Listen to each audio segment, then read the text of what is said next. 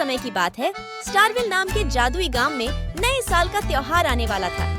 गांव के सभी जानवर इस खास दिन के लिए तैयार हो रहे थे। हर जगह रंग बिरंगे झूले, संगीत और खुशियां फैल रही थीं। सबसे बड़ा उत्सव था गांव के चौक में रखा जादुई घड़ी, जो पुराने साल को खत्म होने का समय बताती थी और नए साल के स्वागत में घंटी बजाती थी। लेकिन इस साल कुछ गलत हो गया।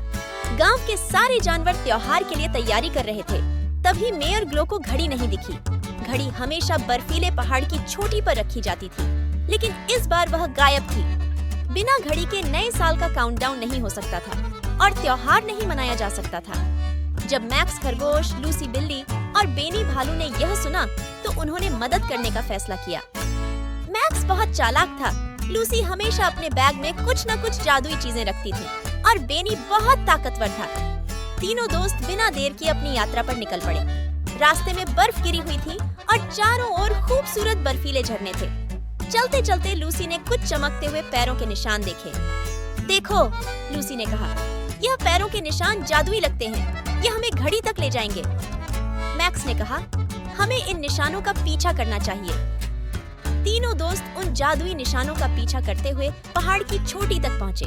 वहाँ एक ऊंची चट्टान पर घड़ी फंसी हुई थी। वह बहुत भारी थी और तीनों के लिए उसे वहाँ से निकालना मुश्किल था।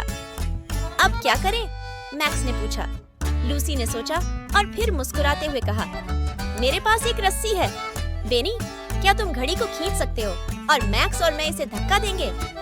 बेनी, जो हमेशा मदद करने के लिए तैयार था, ने कहा, छोड़ो, मैं इसे खींच लेता हूँ। तीनों ने मिलकर घड़ी को बाहर निकाला। बेनी ने पूरी ताकत से घड़ी को खींचा और मैक्स और लूसी ने उसे नीचे धक्का दिया। आखिरकार घड़ी बर्फ से बाहर आ गई।